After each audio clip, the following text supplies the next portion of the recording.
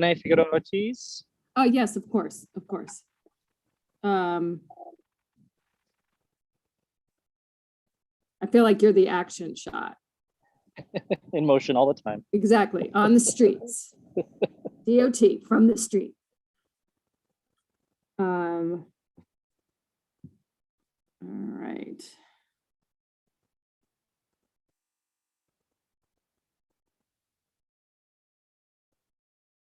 Hi, Leo Jimenez. Hey, Debbie. Good evening, everyone. Long time no speak. Hope your summer was a good one. Yeah, ended pretty well. Thank you for asking. Hope yours went well as well. Yeah, definitely. All right, just give us a few more minutes. I'm just gonna get everybody's. I think we need a few more people before we can get started. All right.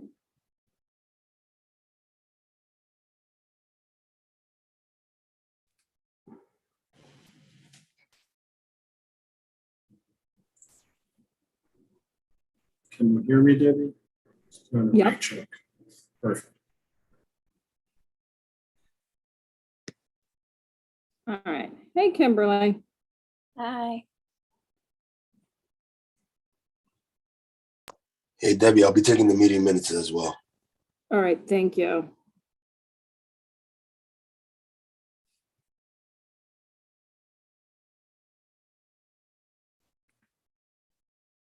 All right, so we don't have Robin, Bruce, we have a new member.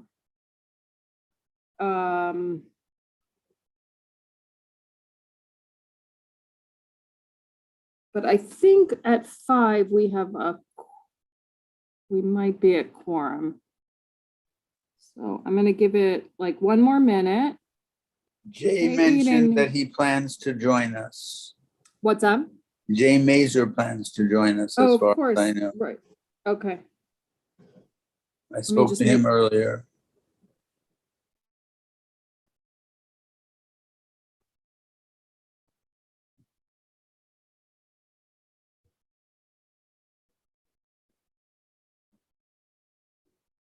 All right, well, I'm gonna get started because I think with 5 that works. Thank you, Chanel. So welcome to the opening meeting of 21-22 for CB12 Traffic and Transportation. My name is Debbie Nabavian. I'm the chair of the committee. And so far from our committee members, we have Jim Berlin, Mary Anderson, Leo Jimenez, Omar Tejada, and myself. And hopefully we'll have a few more members who I will announce as they arrive. Also from CB12 on the call, I see Sally Fisher, Liz Ritter, Isidro Medina. And yeah. So thanks for everybody for joining us tonight. I always love a meeting where we have our primary partners, both DOT and MTA, New York City Transit, will be presenting tonight. We will hopefully have a new committee member, by the way. I know I'm doing this a little bit out of order, Wendy Pena, so I'll introduce her when she arrives. And just before we get started, and we will start with the MTA and then move on to DOT, but before we get started, I wanted to just give some updates of things, correspondence, etc., things that sort of went by over the course of the summer. So, so with the start of school today, one thing that we had spoken about last season was a new school being built around 215th Street. And we had discussed sort of were the streets going to be able to handle like influx of more cars, more foot traffic, et cetera, et cetera. And one area of concern, both with the school and without really, was a lack of sort of a crosswalk when you get to the top of the 218th Street steps. So we had asked DOT to look at the a stop sign for there, because it is sort of weird. I mean, step streets are streets, and to not have, to sort of potentially be stepping out into something that's not a crosswalk, but feels like it would be a crosswalk, seemed not the safest approach, and particularly with a lot more kids soon arriving on their commutes.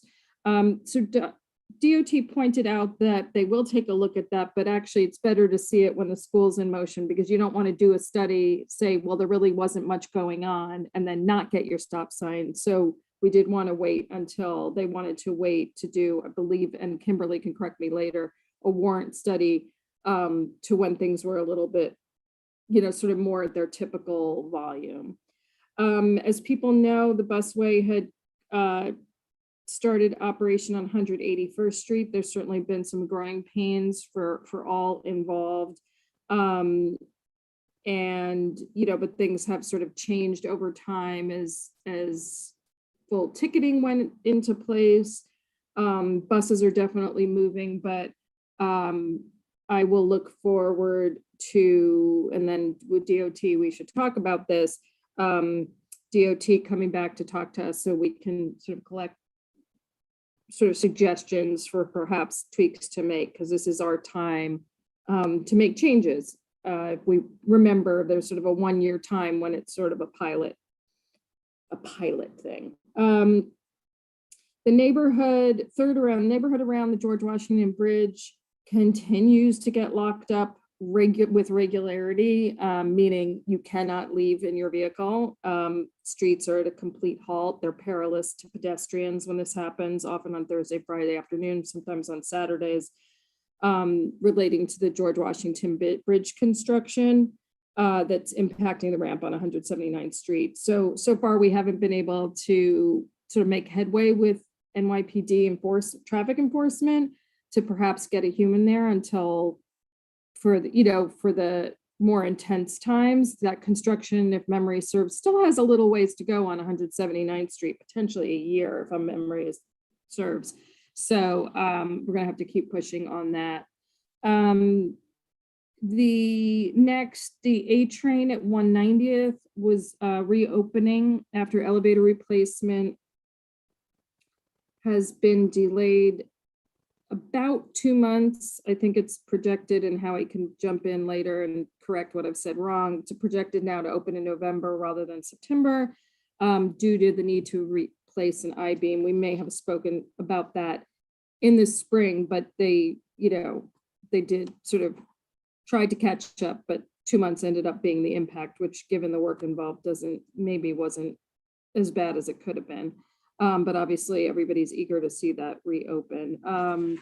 No word yet on when 181st Street 1 train will reopen, but that has impacts on 181st Street as well on the busway and just all these different connections. So I have my fingers crossed still that might get an early opening, but we just don't know yet. We had a communication, which I'll speak about maybe a little bit more later, from residents of 2 buildings of Riverside Drive at the Henry Hudson exit from Henry Hudson North on Riverside Drive, about taking some pressure off Henshaw, which continues to be a problem. So I'll talk about that. I think actually let's talk about that a little bit. I'll give you more information on that correspondence when we get to the DOT item. And 2 other ones, which I'm going to stop talking now and I'll deal with those at the end. So without further ado, I think, welcome Bruce Robertson. Hi, Bruce. Hope you had a good summer. Hi all, welcome back. Nice to see you. Debbie, if I could just offer one comment on your wonderful report. There are those who feel that the busway is exacerbating the problems associated with the traffic on the George Washington Bridge. So I wanted to. I absolutely, and the duly noted. It has been duly noted, and certainly, yeah. So I think at this point, I'd like to pass it to the MTA team. Howie, do you want to take over from here and just let us know if anybody needs to share their screen or anything like that, and Chanel will help us out. Yeah, Chanel, if I could share my screen, that would be great.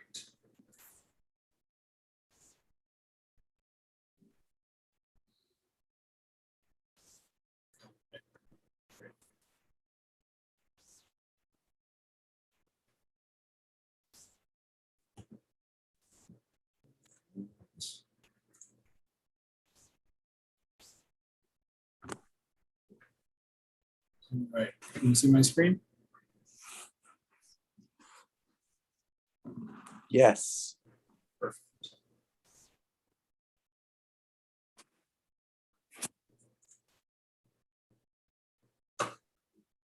All right, still good? Yep. Perfect. So it's good to see everyone after summer break.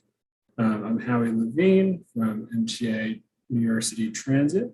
I'm joined tonight by Joe O'Donnell, Director of Public Affairs at MTA Construction and Development, partnering on this project as many future projects. And just want to give you an update on where we are with beginning of construction here on the station and where we are going forward. So just to start off with some context, right now, 28% of the subway system is currently ADA accessible. We are working to increase that number and reach a fully accessible system as quickly as possible. During the pandemic, we've been able to open 14 new ADA stations. Dyckman is one of 8 ADA stations that is going to start construction this year. We have 9 additional ADA stations that are currently in procurement and hoping to be awarded soon. And that includes 181st Street on the A nearby. And then we're also pursuing other tools like zoning for accessibility, which I've talked to this committee about before, to further accelerate progress. So we're continuing to kind of push on all different avenues here to get us a fully accessible system as quickly as possible. And of course, just the photo, we were able to have a lovely ceremony dedicating the elevator at 175th Street on the A to Edith Prentice as well. So I wanted to mention that. So going into the details of this project, right now, Dyckman Street on the 1 is currently only ADA accessible in one direction, in the southbound direction. And that's, of course, via a ramp at the street and then a platform elevator that goes from the platform to the mezzanine.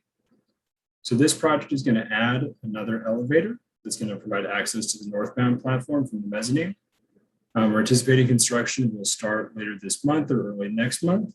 And the elevator, the new elevator, will be operational by the 4th quarter of next year.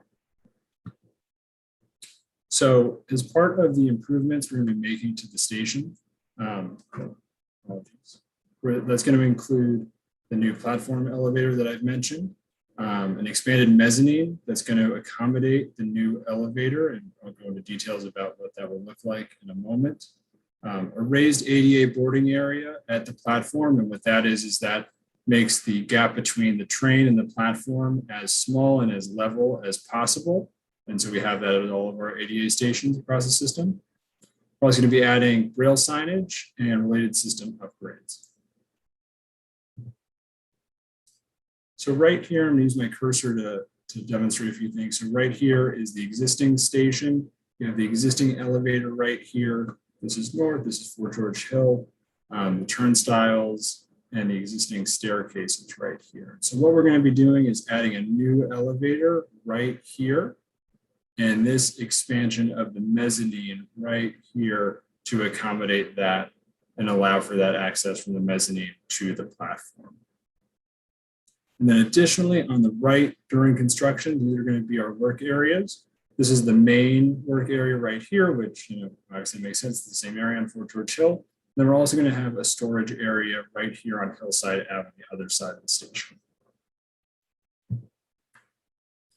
So during construction, there's going to be minimal weekend overnight service changes. We're hoping that everything with this project can be accommodated concurrently with other service changes that might be happening on the one line. But as with any of those, we'll be sure to provide advance notice to the board, as we always do. We're also going to have a temporary loss of parking spaces for the storage area on Hillside Ave, about 5 to 7 spaces, and a larger number, 24 to 26 spots on Fort George Hill, to accommodate the creation of the new mezzanine extension and the bump out that's going to go with it. And I'll talk about that bump out in a second. And so right here, the last point, that bump out that I've mentioned is going to help us to maintain the sidewalk width next to the new elevator and meet DOT standards on that sidewalk width. And it's going to result in the permanent loss of 4 parking spots on Fort George Hill. We know this is a community board that never likes to lose parking, particularly permanently, but this is something where we did a lot of different kind of exercise to see how we could do this. This was the best way, and we feel that the added accessibility to the station is worth that trade-off. So this is a rendering of what the station will look like when we're complete with this project. So the new elevator is right here, and this is that expanded mezzanine area. This red line right here is kind of the accessible path of travel. So customers, you use the elevator, are going to use this ramp as they do now. Come in the doors, use the auto gate right here, and then go just to the left past the existing staircase. And this is where there's going to be that kind of doorway. It's going to be opened up to the new mezzanine expansion, and come right in here, take the new elevator up, and then arrive at platform level. And so that is kind of what this is going to look like when it's complete. So going back to that bump out I mentioned, that is right here. And that is to accommodate this extra width in the sidewalk that the mezzanine expansion is going to take up.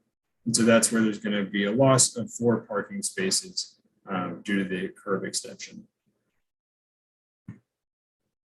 So just going through the schedule a little bit. So right now, later this month, we're going to be starting some utility work, some signal cables, things like that. And that'll last a few months. Then we're going to begin excavation, go through the structural work, and most of that will be completed by next spring. And then we'll be installing the elevator next summer into early fall.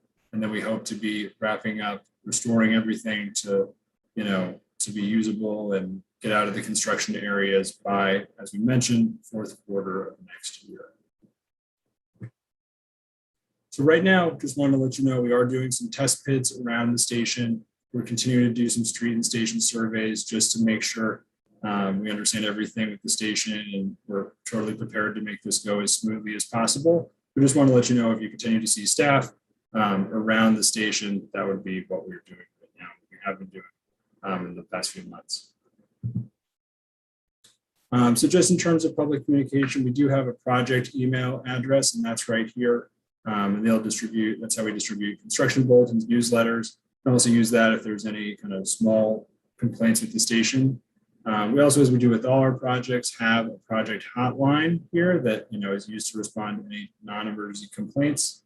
With any bigger issues that you might have and the board has, please continue to contact me, and you can CC me on any emails you're sending to this other email address, but generally continue to contact me as your point of contact from the board.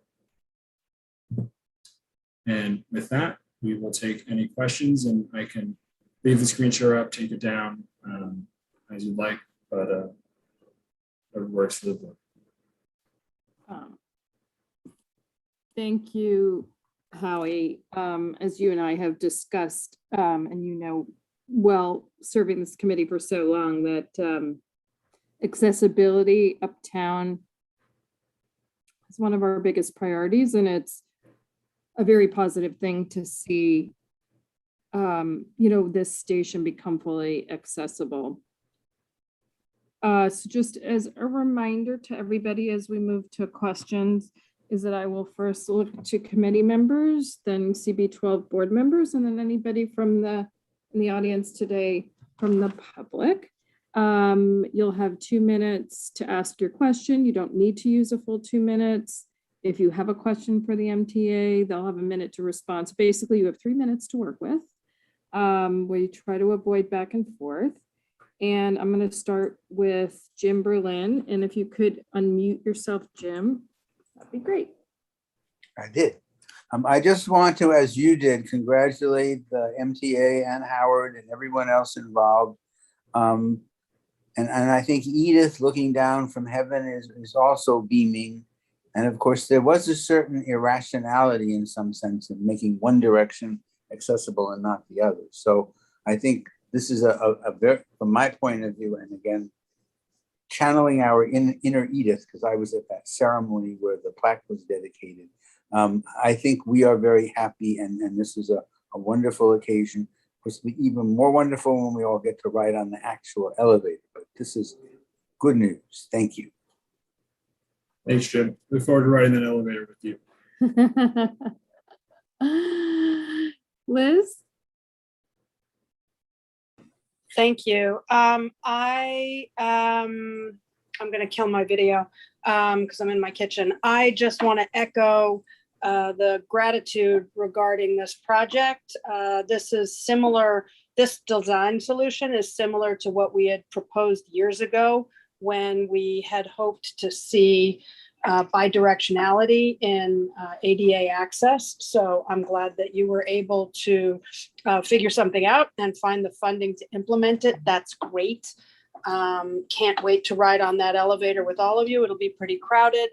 And just to put a thought out there, I am not asking for an answer, but if it's possible for you all to use the same creativity in coming up with this solution to figure out a way to make the 190th Street A train also accessible, that would be fantastic. I'm sure you're familiar with the problems with making that accessible, including the fact that it's landmarked.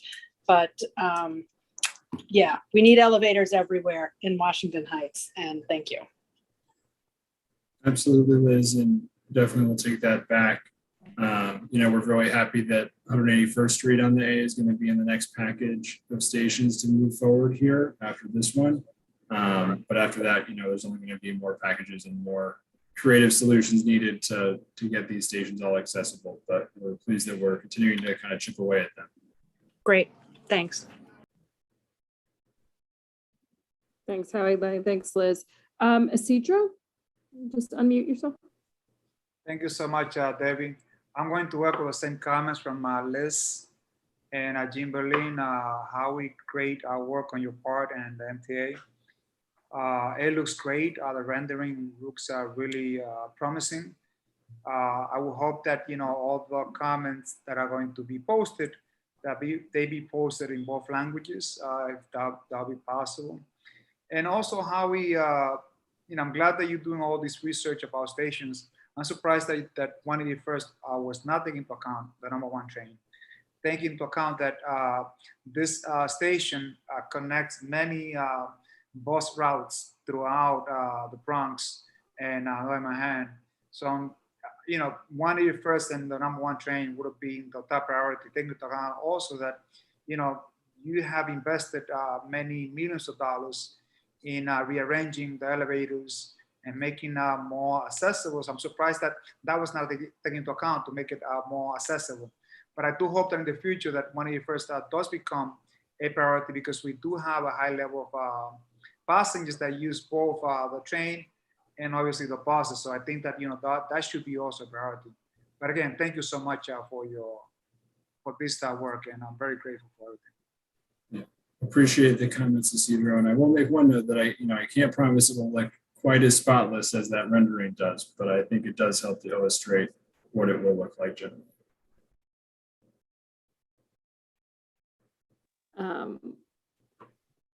All right, just give me a moment on our attendee list. Actually, let me just pull one from the Q&A, how I perhaps enlarge it. So we have Maggie Clark asking about, has Dykeman A been considered for accessibility?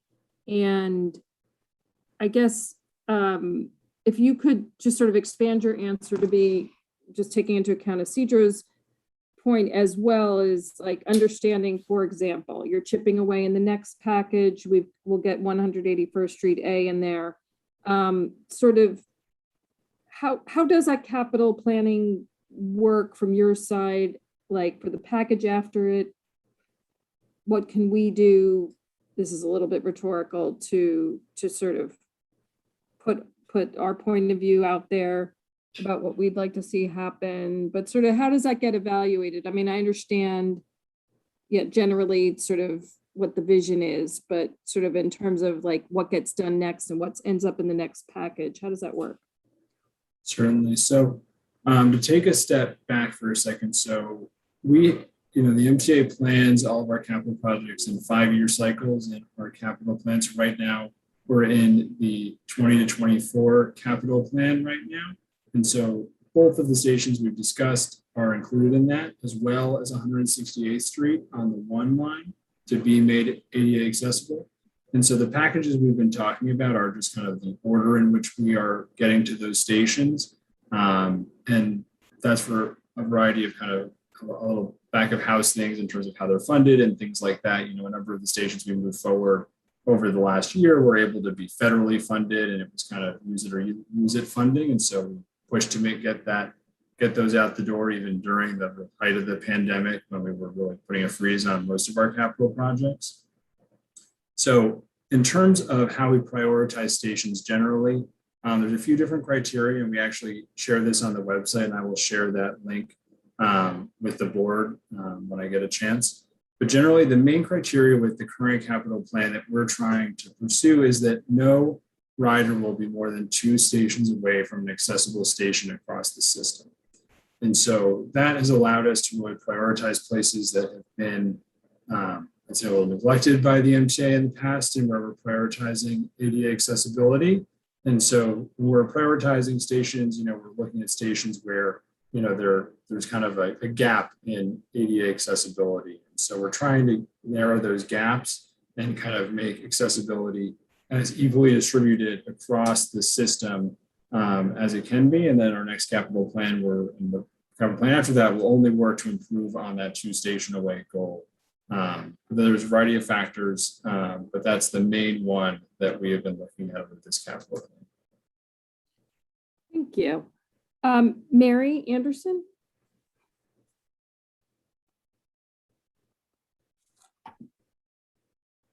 Just Mary, if you could unmute yourself.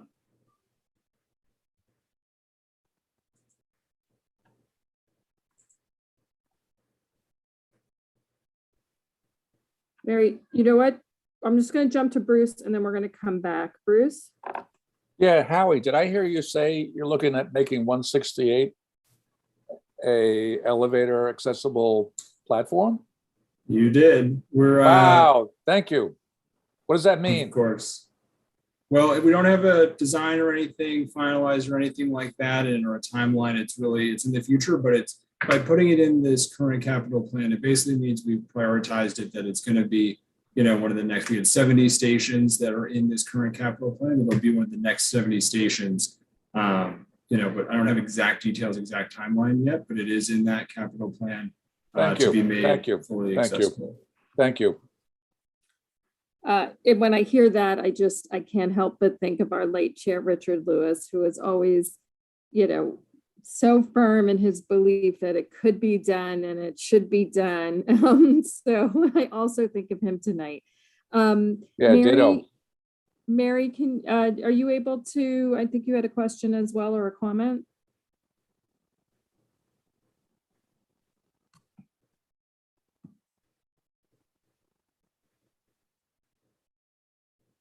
I think you might be having trouble unmuting. Hold on one sec.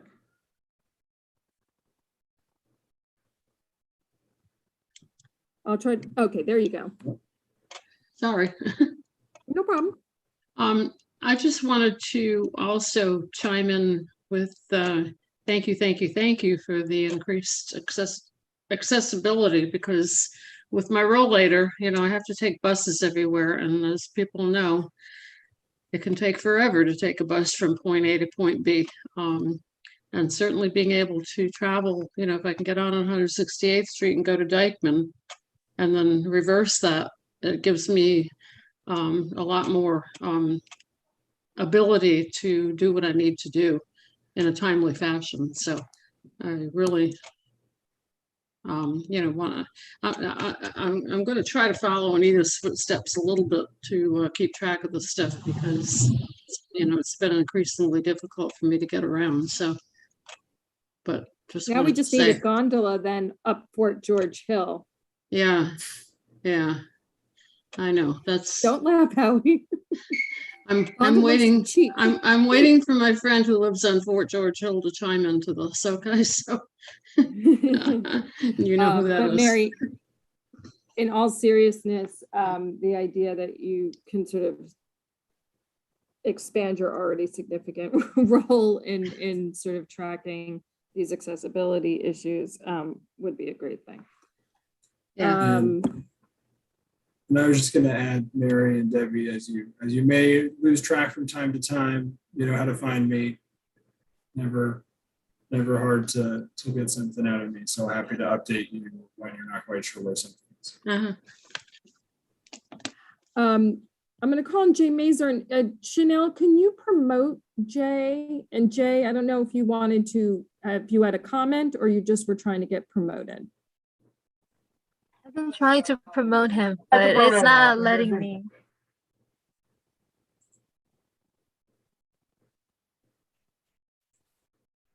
Sorry, Jay, I think you, okay, now you're muted. See if you can unmute.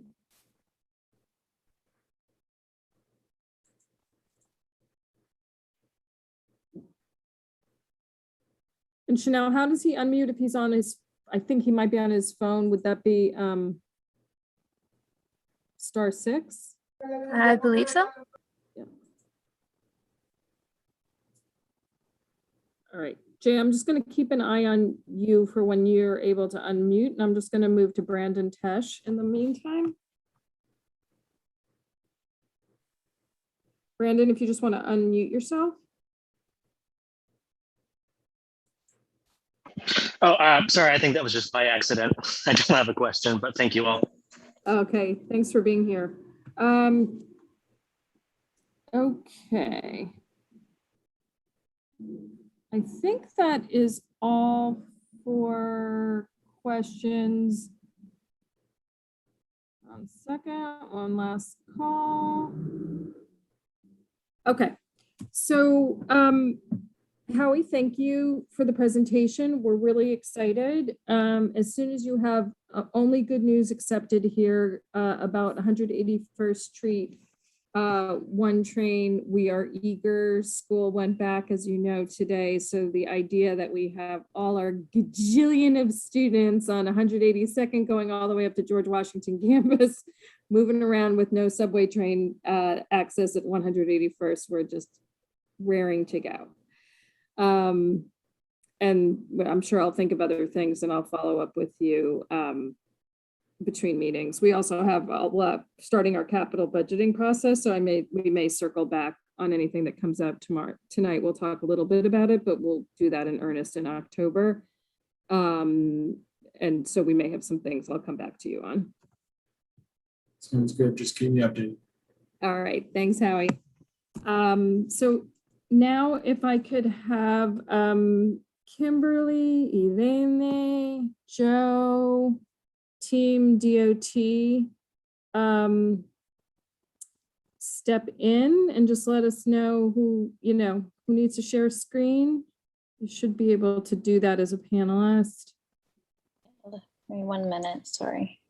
Okay.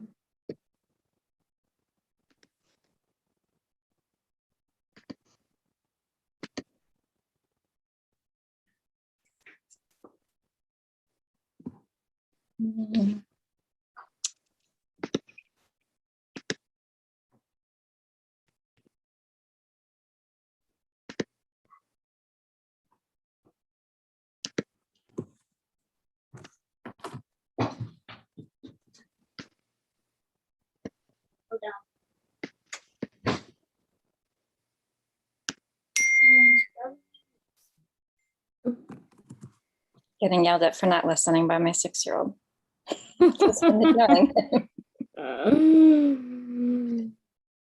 Both my husband and I are on calls tonight, so it's a little wild here.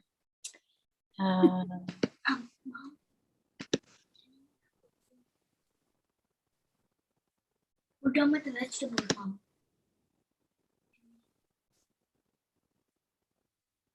Can you see that? We can. Okay, great. Okay, thanks. So Irene is gonna do the most of the update, but just to kick it off, we were here obviously last June talking about the Dykeman Plaza. We also mentioned at that time that we were looking at a two-way conversion on Seaman to help with traffic circulation in the area. So these are the two, I'm sure you're all very familiar, but this is the Dykeman Plaza location, and then the section of Seaman Ave that we're going to be talking about. So just to give you a little update on the summer and what's been going on, following the resolution from CB12, the area was officially designated as a plaza, which allows it to be fully closed to vehicles at all times. And we have outdoor dining allowed from 12 p.m. to 11 p.m. under our current agreement with the partner. And we're kind of transitioning from open streets and restaurants to the Plaza program, working with our partner. And so under the Plaza program, only 80%, that's a lot, but 80% of the Plaza seating can be used for outdoor dining. So we're working with them to add seating for dedicated public use. And there was some initial programming over the summer. We'll have more to come in the fall and the winter. And then over the summer, we met several times with the partner and FDNY to discuss potential revisions to the design and management of the space. So just before we get into the proposed design, this is what was proposed last spring. And you can see the FDNY lane along the northern side of the block where the restaurants are. And then the bike lane we had coming along the southern side of the block, along the southern curb. And that design was really intended to minimize conflicts with the restaurant activity there. But after some of our observations this summer and discussing the location with FDNY and our partner, we've come up with a proposed new alignment. So I will let Irina walk through that. Good evening, all. Good to see you again. So Irene Figueroa Ortiz from DOT Public Space here. The design that you see here is what we're calling the revised design. So all these conversations and things that we learned this summer and changes and preferences presented an opportunity to really optimize parts of the design. So what you see here is a realignment of the two-way bike lane to meet the existing bike lane, the two-way bike lane southeast of this block. So what we're doing is just simplifying that connection. So it's just a straight connection when people are coming from that two-way bike lane. What we're also doing with this design is introducing crosswalks where the cyclists and pedestrians meet. And I think that could be really great for reducing conflicts. So what you have here now is that there are three crosswalks on the bike lane. And those are the locations where we expect people to be crossing. And it will work as a wayfinding device to help people navigate the space, all the different users. So the other thing is, no, just go back. Yes, the other thing is that we're moving the bike parking outside the plaza into the sidewalk where now we have more space to add more racks. And also it's a better location for people that are riding on Riverside Drive, Broadway, and also those that are using the two-way bike lane. So next slide. I think that, this is just listing the benefits of this change. And we think that it really provides, it just kind of like optimizes the space, reduces the bike pet conflict, potential conflicts by creating new landing areas that are pedestrian only. So it just helps people navigate the space better, we think. And also maximizes the space that can be programmed. So yeah, that's it. And then, we talked about this last time, but these are the design elements that the bike lane will be having. Then the next slide is, I think, Yeah, so now let's talk about Seaman Avenue. So last time we were here, we were talking about the intention or goal of making that last block of Seaman Avenue between Dykeman Street and Riverside Drive into a two-way block as it is north of that location on Seaman. What we needed to do really was to take traffic counts and pedestrian counts and just do a traffic analysis of that whole area to make sure that we could do this in a feasible way and that we were not, impacting poorly the intersections around it. We already did that the past 2 months, and we learned that the design is feasible. So what you see right here is what you were seeing before was like as it is, one way going south, and then this is what the two-way conversion would look like. So we did our research and work, and yes, it's totally feasible. It's something that all we need to do is some signal work and then some marking work to make sure that we are creating the right infrastructure for this new access point. And then in terms of the design of that block, it's pretty much what we showed last time. There are no changes to it. We are introducing shared bike lanes on both directions. We're only removing parking on one side of the street. We're removing 4 parking spots.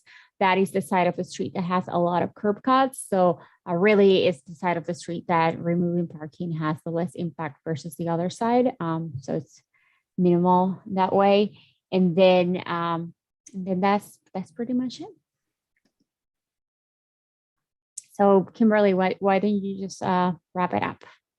Sure. So we're looking, we're hoping to implement this fall. As some of you may know, once we get into September and October, it starts to get a little tricky. There's a lot of projects that need to get in the ground and the schedule gets tight. So we're hoping to get it in this fall still, but it is pending scheduling and the resources for all of our crews. And then the two-way conversion requires, Irina mentioned, it requires signal work. So that will likely happen next spring or early summer, and that can get in their schedule. So that is our update. Happy to take questions. Thank you, Kimberly. I guess a couple of things. One, do you need a resolution on the two-way conversion? No, that's a good question. It would probably be helpful, not on the plaza update, but on the conversion. I think it would be helpful, or at least a letter of some sort of support.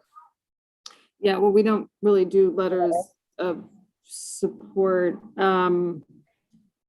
All right, if you guys could if you could take it back and just figure out if you need something and what you need, that would Sure, be. yeah, there's obviously no rush because we're not planning to implement immediately.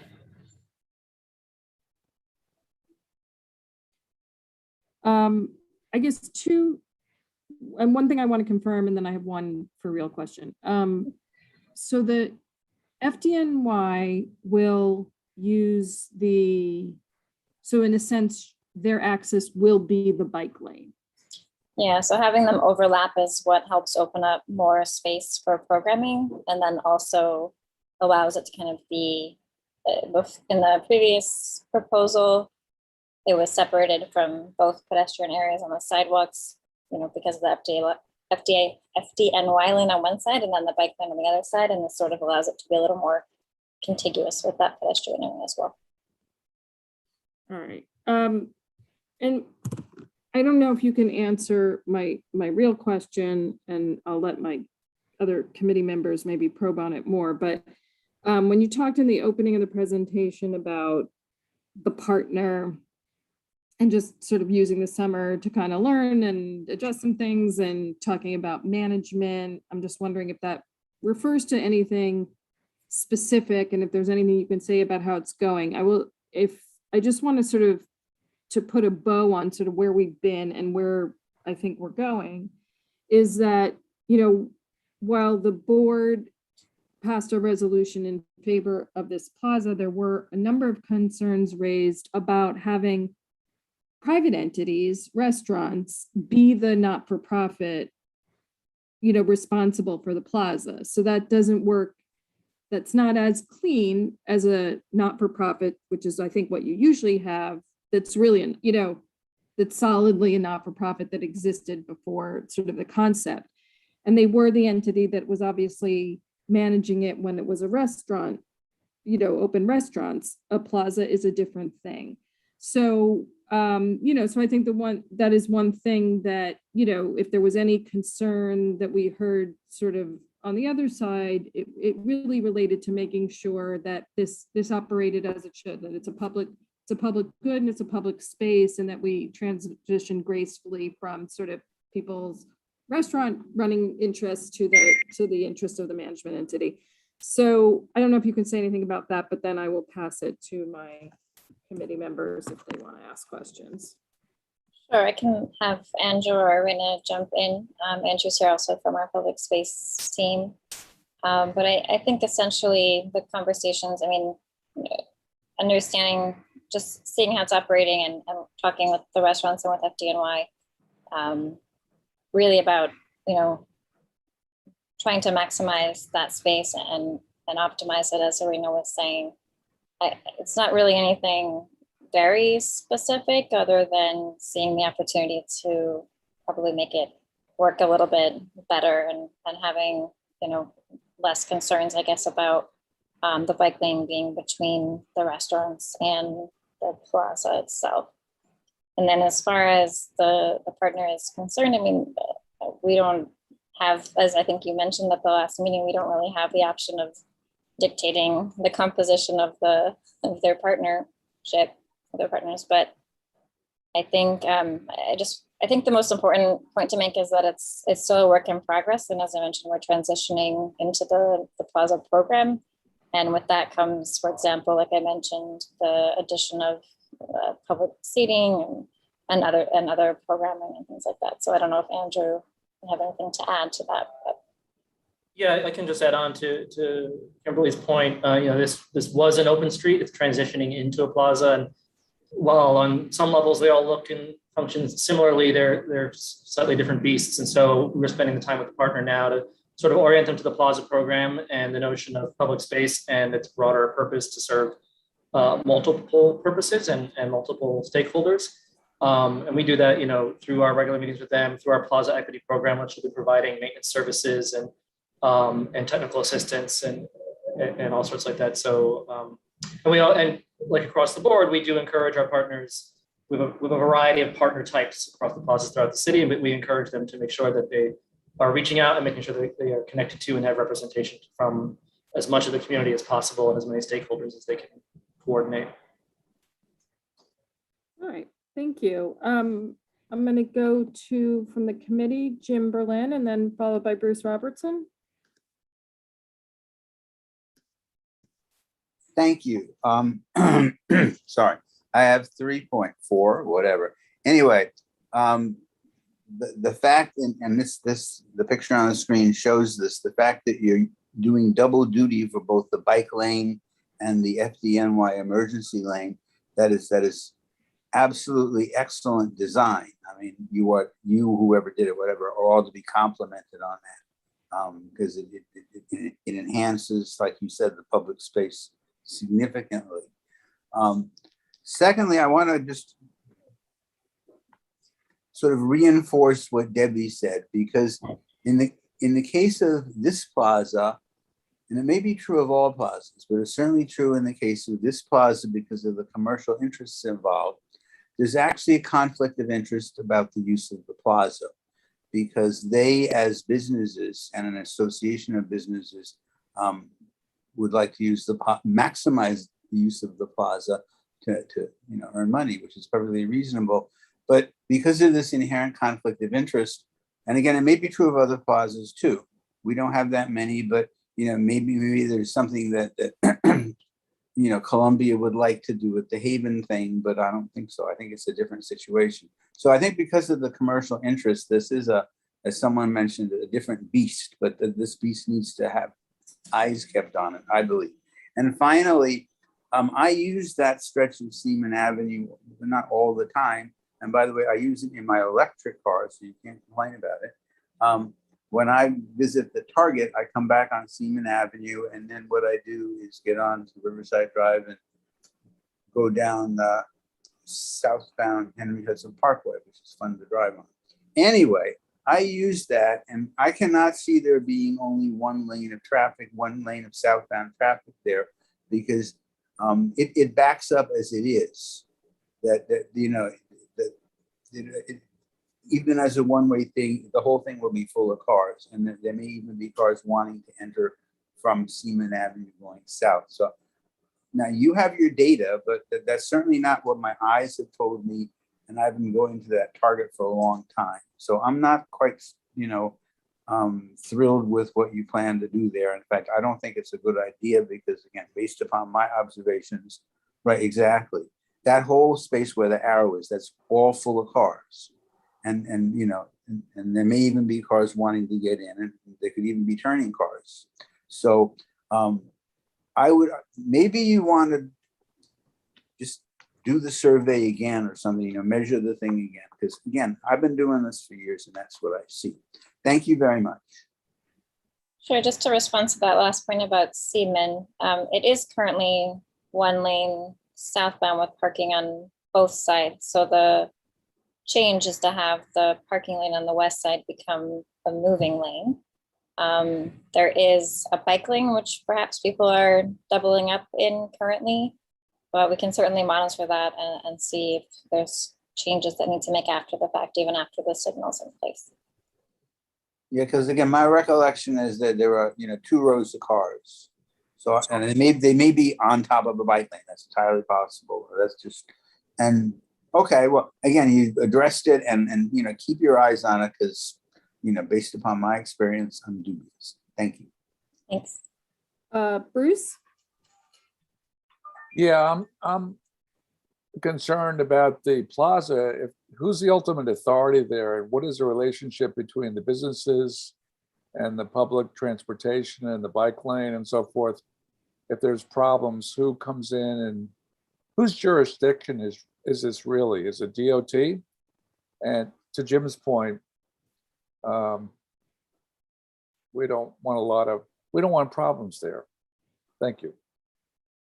Yeah, it is DOT, and we've been working closely with the partner like we do around the city. So ultimately, it is our jurisdiction. We have agreements and with the partners. So if a restaurant wants to stay open beyond a certain hour or something, does DOT regulate that, or is we set the times, but enforcement for those hours is PD, I believe. Is who? PD, NYPD. And have there been any problems? Thank you.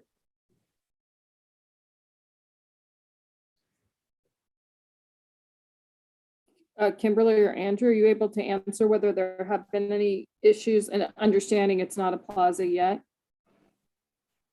Issues? Oh, go ahead, Andrew. Yeah, I was just gonna say it's a little broad. Maybe if you can, problem specific with restaurants staying open late, not that I think I'm personally aware of, yeah, but I think not abiding what they're currently under, which is, I guess, open restaurants.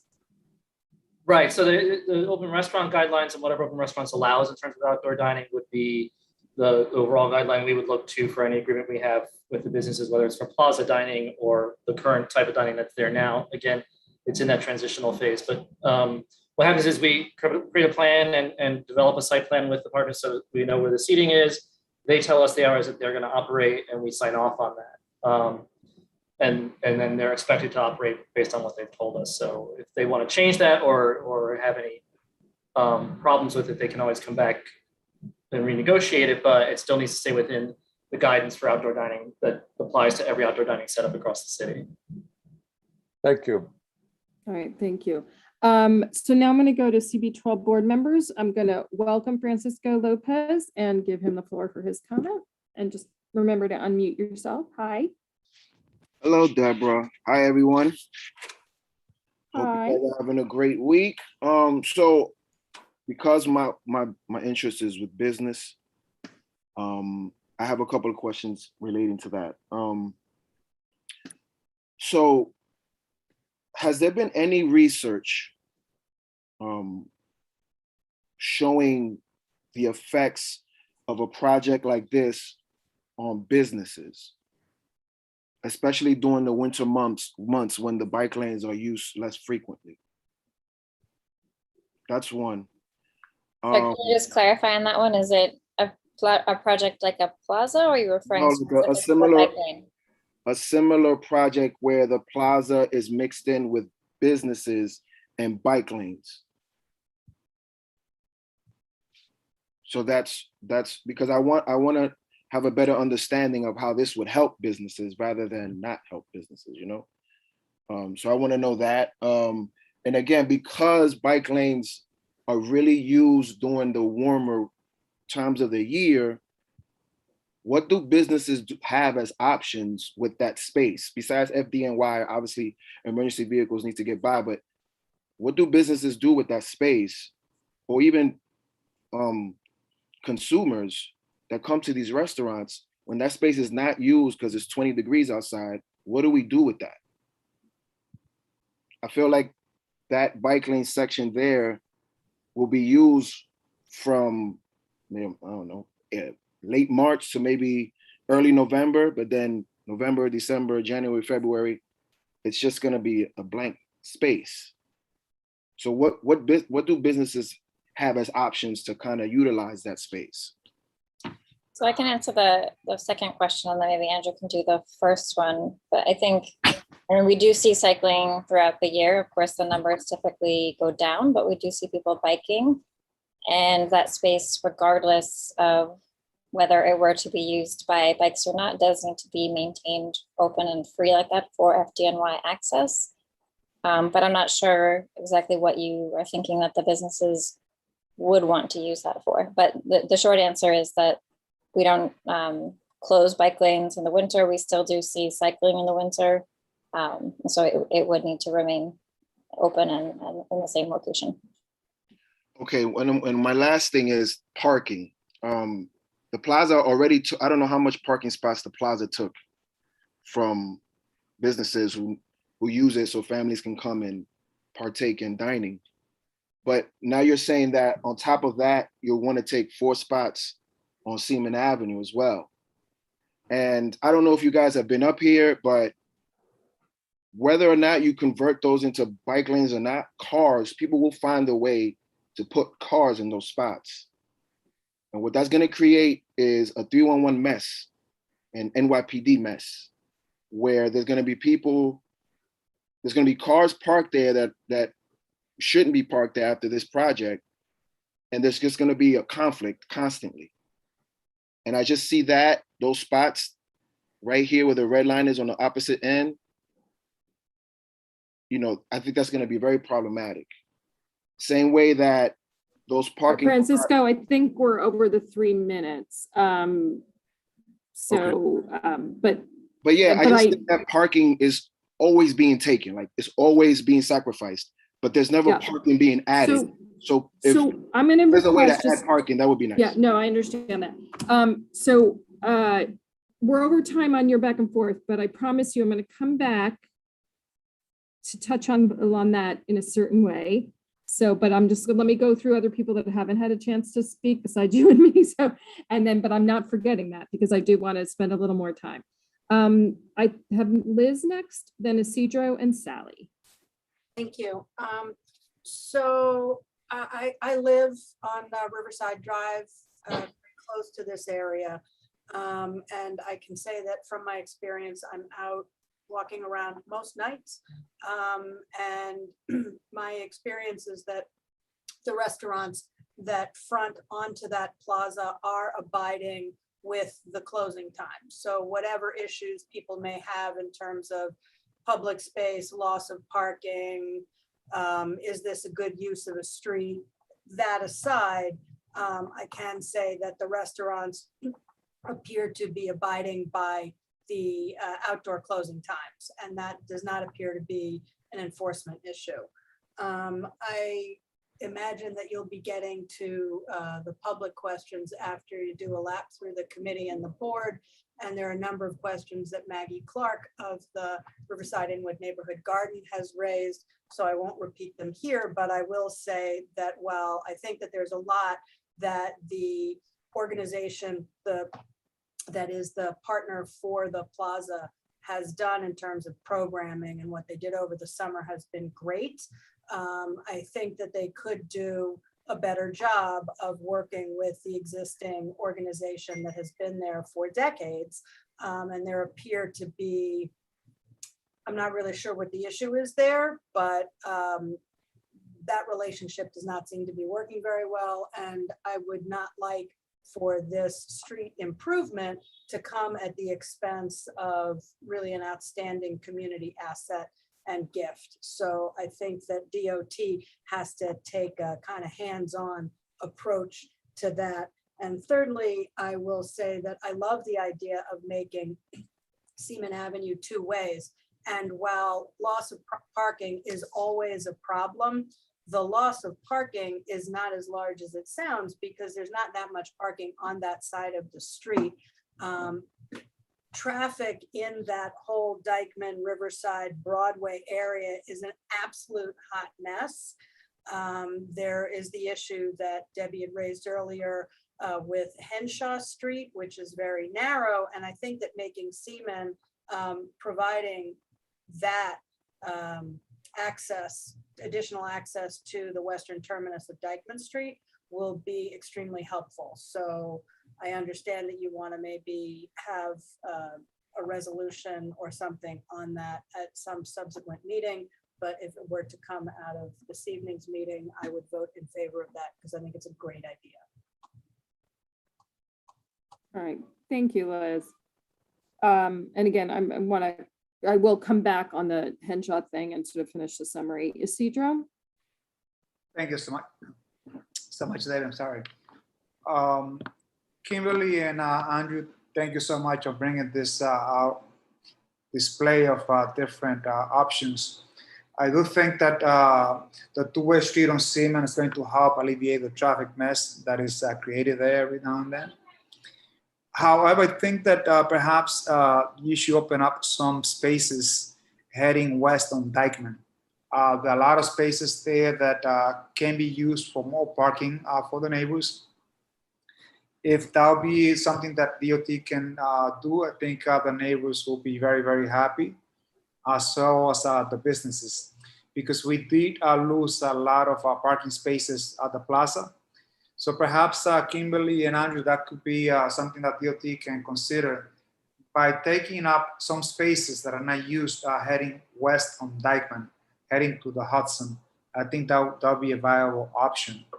I think that the plaza is going to be a positive project for the neighborhood. I was there on Friday, and I had people asking if they can, do performances there to the public free of charge. So I think it's going to be very refreshing. If this comes to a resolution, I'll definitely vote in favor, because I think it's something positive for the community. So thank you so much, Kimberly. Thank you so much, Andrew. And I'm looking forward to see if more parking spaces can be opened up west on Dykeman Street, heading to the Hudson. Thank you so much for your work. Do you have, sorry, if I can just ask, do you have specific locations in mind on that section? So specific uses that could be changed? Yes, definitely. Right after Payson, on both on the right-hand side or the north side of Dykeman, there are some spaces there that you have right now presently as no parking. And even closer to the Hudson, there are spaces there that I see can be opened up for more parking spaces. So I think that that will help a lot the neighbors there, and also small businesses as well. Okay, let's take a look. Thanks. Thank you. Yeah, Kimberly, that would be great. Thank you, Isidro. That's an excellent point. And boy, we'd love not to lose any. Sally, I had you next, right? Is that right? Yes. Can you hear me?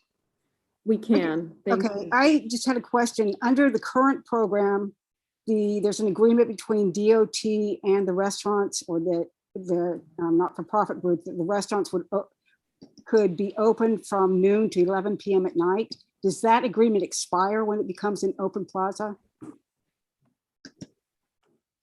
The agreement doesn't so much expire as it technically changes it from open street dining to plaza dining, which is just a more curated version of the larger open street dining program that we do throughout the city. So they would transition over to a plaza dining agreement, which has much the same parameters, which is determining the site plan and determining the hours of operation in conjunction with the restaurants. So during those hours, do they have exclusive use?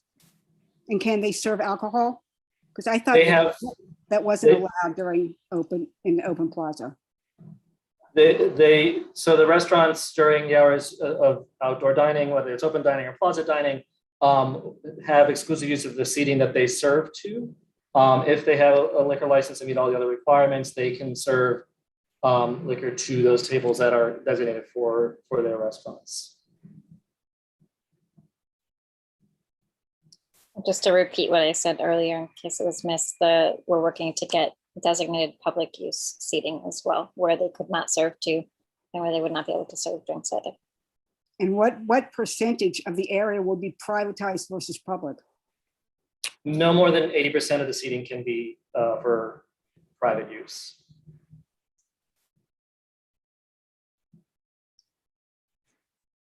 Okay. Thank you for getting that clarification, Sally, and thanks, DOT. Dave, Tom?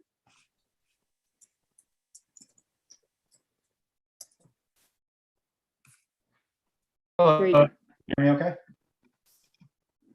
Hi, Tom. Hi, Dave. Hi, you can hear me? Now we can. Okay.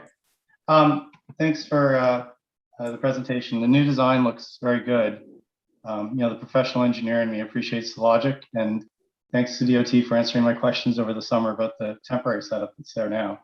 But I'm very confused by this reference to the dining taking over up to 80% of the permanent plaza.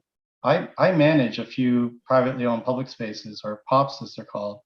Even we can't take more than 20 or 30%. And even then there's a ton of rules for safeguarding public use.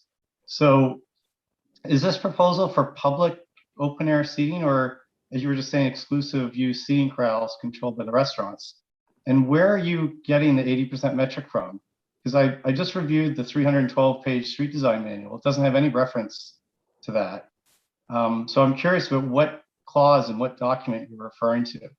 And secondly, I re-listened today to the May and June presentations on this plaza, and there was no mention of the restaurants taking over the plaza for the use. And in fact, DOT seemed to say the exact opposite when they were asked this question directly several times by Barbara Fraser and others. So over the course of the summer, this seems like a real 180-degree reversal. And I mean, I understand because the restaurants have been acting as if it's their space. Councilmember Rodriguez, Congressman Espaillat seem to think it's their space. So is it public space or is it public right away for restaurants? And if you could answer that, I then have a follow-up question about Seaman. So the 80% number refers to the actual 80% of available seats, not 80% of the square footage of the plaza in terms of that. So one way to look at it is the number of seats and available seating. When the outdoor dining guidelines that we created for the plaza dining program are informed by a lot of the rules and everything that came up for outdoor dining overall as a result of the executive orders in response to the COVID-19 pandemic. So that's the guidance we use and what we've used to shape the outdoor dining program for plazas. We work with the partners, again, like I said, we work with them to develop a site plan that includes their seating, that ensures that 20% of the available seats are open to the public, and also that circulation and public space is preserved within the site plan that we do. So we draw it out with them with those factors in mind. And then they, again, operate serving to those tables during the hours and timeframes that they establish with us.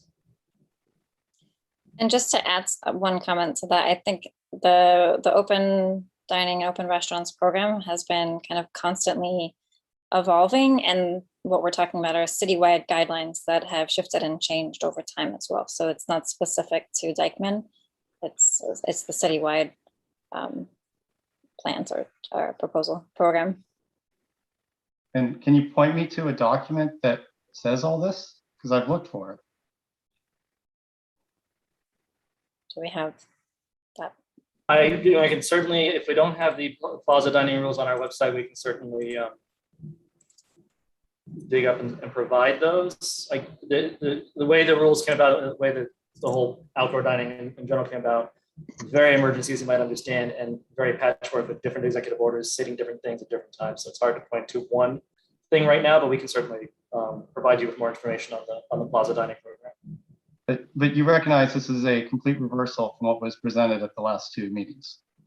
I wasn't present at those meetings, and so I can't really say one way or the other if this is a reversal or not. But at the end of the day, this is a plaza. It's public space. It is meant to serve the greater neighborhood, and that includes business interests, but it also includes pedestrians. It also includes cyclists. It also includes neighborhood residents and everyone. So the challenge with all public spaces is balancing those use and balancing those stakeholders. And so that's part of the process that we're doing now, working with our partner through the various tools that we have to achieve that goal. Okay, no, if it's a new program at citywide, I understand. I just want to make sure we're following the rules that are citywide and not the special Inwood rules. The second question is regarding Seaman. I mean, Jim Berlin's quite right that Seaman does behave as a two-lane street, even though striped is one. Could you go back to the diagram? I was just trying to understand the exact striping configuration you were proposing for Seaman. Are you saying that it's a Sharrows or it's a painted on-street bike lane? I'm trying to understand the proposed striping configuration. Yeah, let me pull that. Look, we're above the 3 minutes, so I guess if you can just flip back to that, and Dave, if you want to leave with a one sentence comment, question, which is, but we have to wrap up this. Sure. I mean, on-painted lanes are parking lanes, as you know from Sherman and every other on-painted lane. So it's best to do Sharrows because there's no such thing as a bike lane unless it's physically separated. This is just real quick, Sharrows in two directions before it was a shared lane. Okay, Sharrows in two directions. It was a bike lane before, now it's shared in two directions. Okay, that answers my question. Thank you. Thanks, Dave. So I just want to sort of say two more things. One, just to give a little more background on what I was mentioning about the Henshaw letter.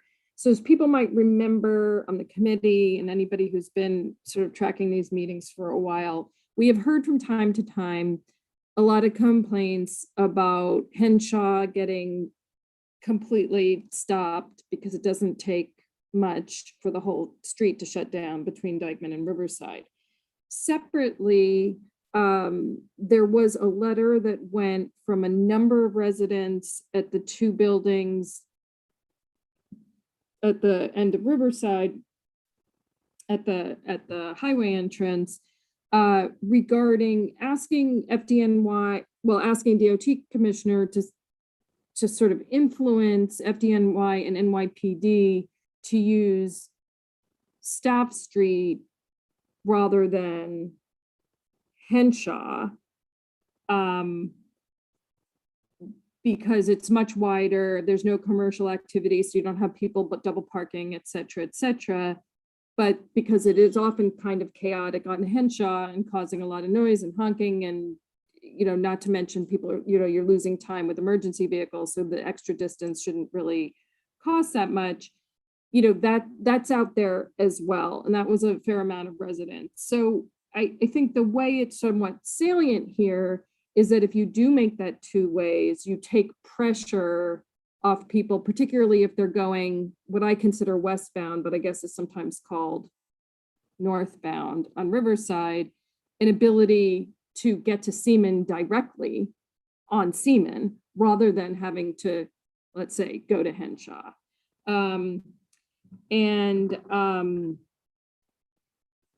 So, it could, and I guess I'm somewhat curious if when you say you're looking at the whole thing and making this recommendation to go two ways, did you also sort of consider the traffic on Henshaw and what's on Payson, on Staff, et cetera? I mean, how far was that area?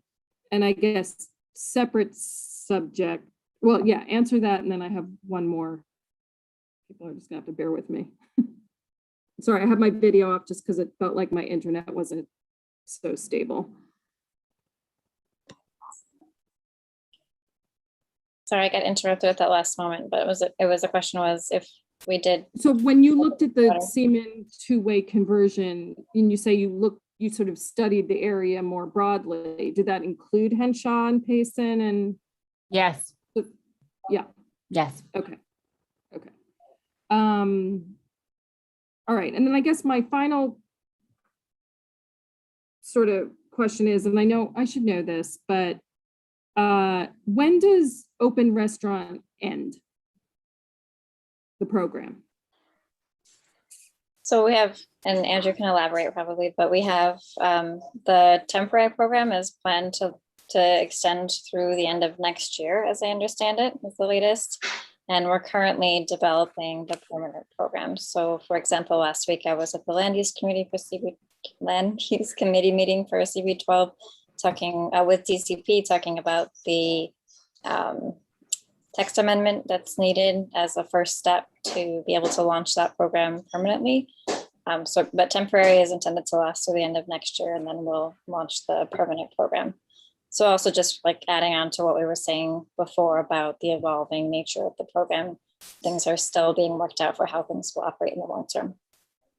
Okay, so, and I guess what, and how are you involving, so you mentioned land use, and will we be involved? I mean, this committee has stayed out of open restaurants till now, but when we talk about parking, I mean, restaurants taking that much roadway space, that much curb space, and getting their chicks for free seems like something that needs to be discussed. And I don't really understand, like, it doesn't seem like there's limits to how much.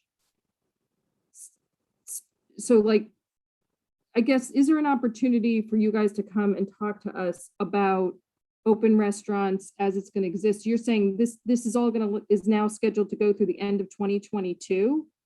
So willy-nilly so we have restaurants who've taken space, just endless amount of space. If they're on a corner, they go up both sides of the street. It could have been a former truck loading zone. We have it on commercial strips that, and then like, I think it's been a wonderful program, but sort of where's the discussion of like, we sweat every single parking spot we lost, but then we lose when it has to do with some other roadway change. But then by a stroke of a pen, we gave how many miles to restaurants, and which has been great. And I think everybody was very comfortable with it, but it's a whole different game now. You can't, that's one private stakeholder getting free public space of the most competitive, space in this city. Is everybody wants free parking. And regular drivers have less and less of it, and it's all gone to restaurants. So that was too much soapbox and definitely straying out of line, but is somebody going to come to TNT? And I've sort of lost the plot on this whole thing as it relates to streets. I think your points are really well taken. And as I mentioned, the meeting last week was really focused on the text amendment, which is what we might be getting a little bit off track now, but which is what will allow this type of program to exist beyond areas that are currently very limited for sidewalk cafes. So right now the geography for sidewalk cafes is very small. And this is intended as a first step to be able to open up the opportunity for that more broadly. And I don't have solid answers for you now on the permanent program. It's obviously we have still a full year until it comes into effect. So there's still a lot of planning and development to happen for that program. And I think that having your voice and feedback is really helpful. So I don't have specifics on opportunities to give that feedback at this point, but it is an ongoing process. All right, well. And I will say also that we have, as Andrew mentioned, this is something that got launched in an emergency state, is all very new for DOT. And as over the course of the year and a half, we've been able to really start upping enforcement. So as recently as this summer, we've really started doing more of that as we build up our capacity to do so and just our experience with the program. So in certain cases, yes, restaurants are allowed as of right now, but there are certainly locations where they're taking up more space than they're actually allowed to do. So we are beginning to have more ability to crack down on that. Deborah, can I say one thing real fast? Yep. It's not just the parking, but it's also, for example, if I'm in the Bronx and I want to come to the Dyckman Plaza to eat, where is the Uber going to drop me off?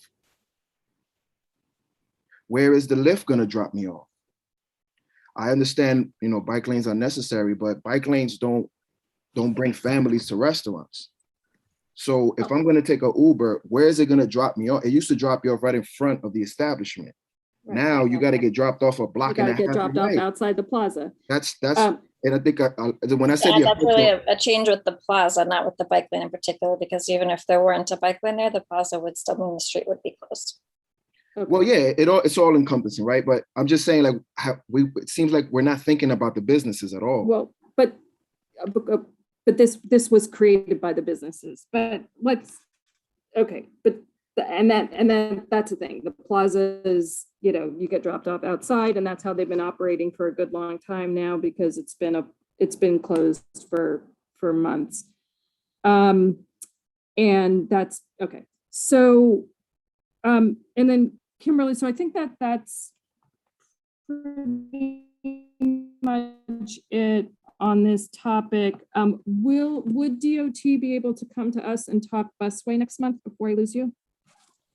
Yeah, I think we were hoping to come in November because September we did collect some preliminary data, but really we want to see the data from September that we're collecting now. Once people are back in school, more people are back at work, we're seeing more regular travel patterns. And so for us to collect that data now and then process it in time to be able to really give a meaningful update, we're looking more at November.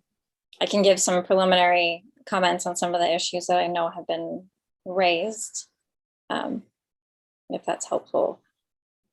Debbie, there's also some questions for Maggie Clark in the Q&A. I didn't know if you were going to let her speak. Well, I guess one,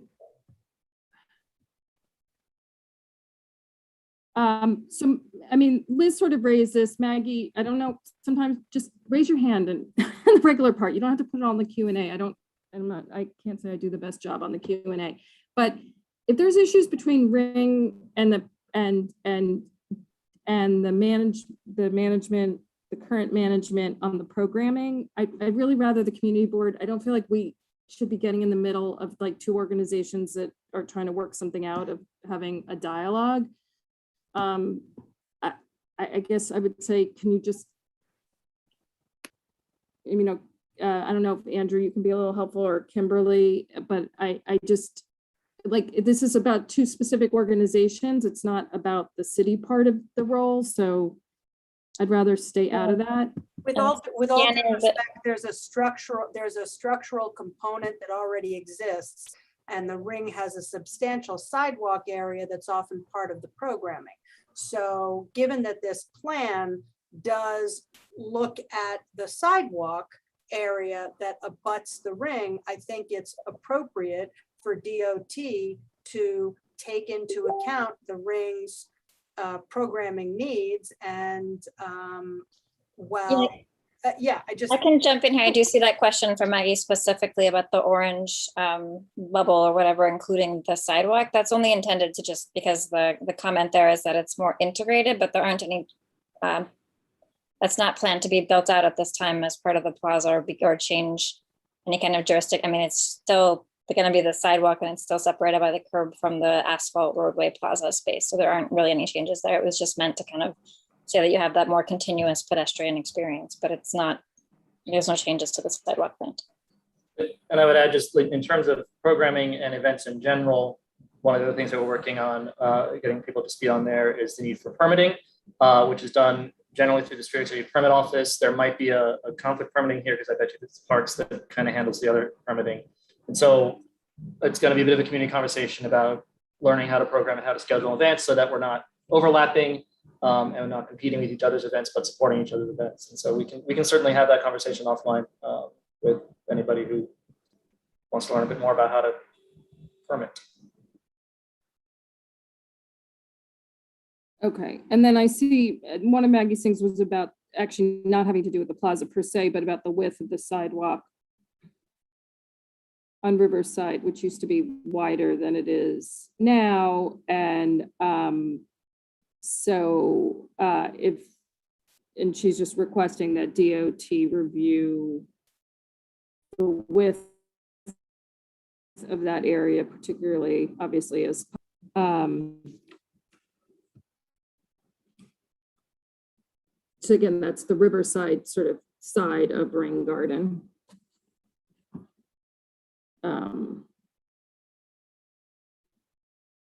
So Kimberly, can you just sort of make a note of that, of just taking a look at that? Hasn't always been that narrow sidewalk on Riverside.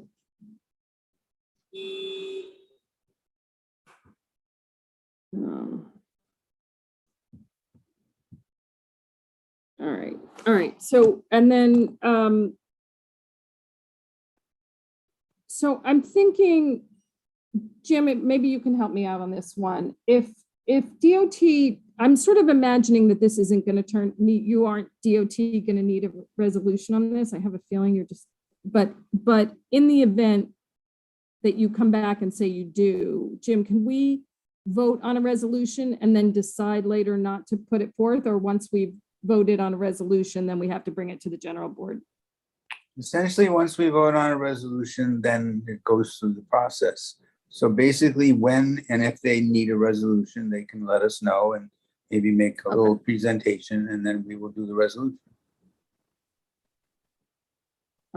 You can't have one in the closet or whatever, you know, in the cupboard. Okay. Okay. Perfect.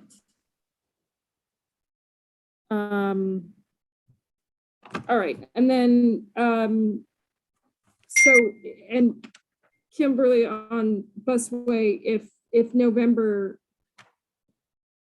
it is, then that's okay. Maybe we can just touch base next week, just about generally anything early that one can say. Sure. Yeah. When it, I heard, first of all, are we done with the plaza stuff? Because I'll let Andrew and Arena jump off if there's no more questions for them. Yeah, I think we are set. So just a quick note of update. I know because one of the big concerns is the southbound traffic on Broadway. So I just wanted to mention that after hearing those concerns, we did ask our signals division to take a look. And so they did some observations. They noticed that a lot of the backup is caused by double parked vehicles, not really a surprise, on Broadway. And they have made some signal timing adjustments since then and continue to monitor, but just to let you know that we are looking at that area and have made some changes. Whether we're seeing the benefits that we want to see, I guess to be determined, but we are looking. And then how involved, I mean, I know when this was first implemented that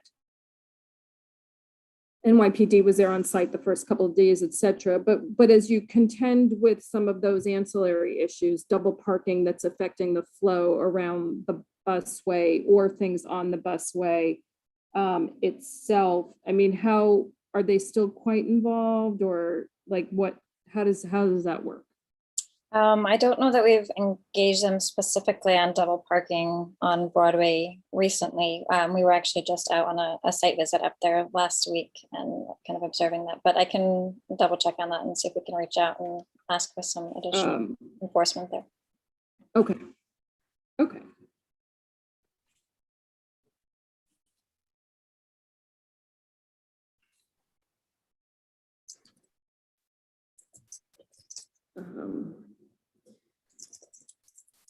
Okay. So Kimberly, we are going, so I want to thank Andrew, Irene, et cetera, for rest of DOT team for being here. Kimberly, if you have a few minutes to listen in, for a bit, yeah. But I understand that you might need to pop off. We're going to spend just a short amount of time on the capital budgeting process. Okay. So yeah, if you want to just listen in for a little while, but I understand if you need to off.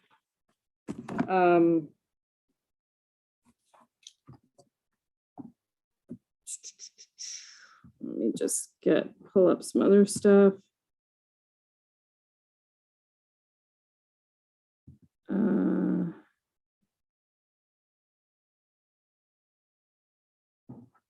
Okay. So, so this is more for the committee.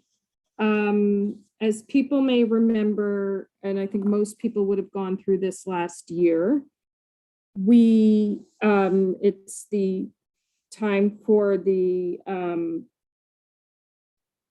capital and expense budget process where projects from each community board throughout the city rolls up to overall, budget recommendations of projects.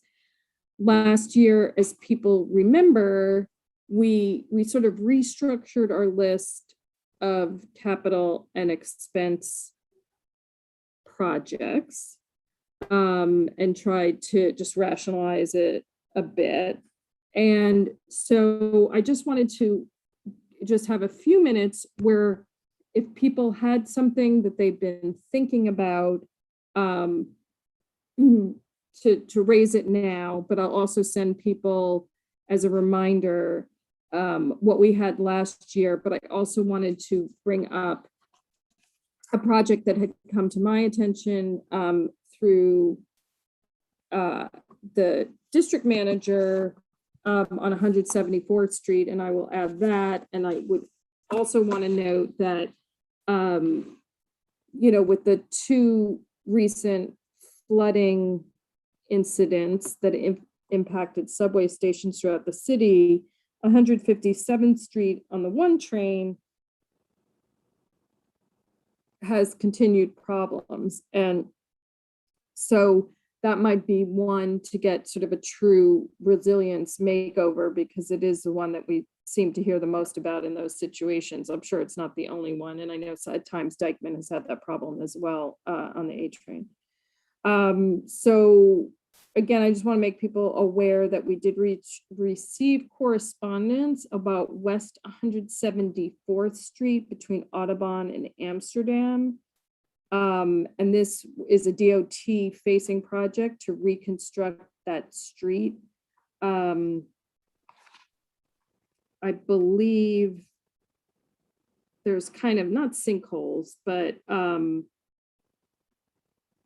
it's like completely unlevel, and it just kind of, the implication is that it needs to be more fundamentally reconstructed, but there hasn't been budget for it. So that came in from, I think, a building manager with a property on that block, again, 174th between Amsterdam and Audubon. And then other than that, all I have is sort of thinking about, do we want to say something about resilience and however many stops that impacts on the subway. So does anybody else have things that they've been thinking about that they want to bring up now? We'll have an opportunity to do this like in a more robust way and ranking in October. But again, if people have ideas that they want to share right now, I just wanted to kind of collect everything so that we have like as complete a list as possible, and people can obviously send me things during the course of the month as well. Or it's actually going to be like 2 weeks since it's already September 13th. Debbie? Yeah. So I know I'm not on your committee, but there is some overlap with parks and TNT, in as much as often we have some sidewalk repair things, some lighting in parks. Lighting in parks is always an issue, both in terms of maintenance and in terms of adding lighting. And lighting in parks, even though it's in parks, is actually DOT. So it comes through your committee. So okay. There have been a couple of times during the year where we need more lighting in parks has come up in my committee, and I've bumped that over to you, and your response has always been, sounds great, remind me in September. So it's September. And here we are. Oh my goodness. Well, I'm glad you said that because Trust me, I'll be happy I about public totally safety. forgot. Oh my Right. God, thank goodness you're here. Okay. Well, I mean, that's actually, it's one of the things that's the beauty of the executive committee. There isn't a single committee that doesn't have some kind of overlap with at least one other committee. And I just want to make sure that as a board, we make sure that all of our priorities are looked into, and that we don't do that thing where two different committees are submitting essentially the same ask, because that sort of dilutes the strength of our request. Do you have a running list that you can share with me, or do you want me to go? I'm also happy to go through. I know you've engaged me on each time. I can also just go through my emails and pull it together. Off the top of my head, the major asks have always been in our three largest parks: High Bridge, Fort Tryon, and Inwood. And I think that it does not have to be, we don't have to be so specific as to say we need lighting in this exact spot, because I think between them, DOT and parks, and frankly, the NYPD are going to work with each other to identify what are the high crime areas, and where are the areas that are the most practical to install lighting, both in Yeah, no, that makes so I think perfect. more lighting is fine. It hasn't been much of an issue in the other parks. No, that's great. And now that I think of it, we had something, I feel like it came from Mary Anderson. We kind of did an analogous thing where we kind of had a catch-all to capture some issues with like crosswalks and sidewalks and stuff like that. Okay, perfect. Thank you so I have much. one other question. Catch basins, that is more of an operations thing, not a capital thing, or is it actually a capital? Well, I mean, I guess it depends on the catch basin. I mean, Kimberly can jump in. I think it's DEP, and it's that's a good question. I think it's operational, but I'm actually not positive. Okay. And then, I feel like sometimes it ends up as part of like some other capital project and they need to do the catch basin, but that just still doesn't answer your question. But in all cases, I feel like isn't that DEP? The catch basins are DEP, yes. Maintaining them or constructing them? I mean, if they're constructed as part of, and I'm not an expert in this, but if they're being constructed as part of like a DDC project, then DDC would, I think, build them, but they have to do it in coordination with DEP. Okay, thank you very much. I appreciate you all. I'm gonna hop off. Sally, is that an old hand or a new hand, or would you like to say something?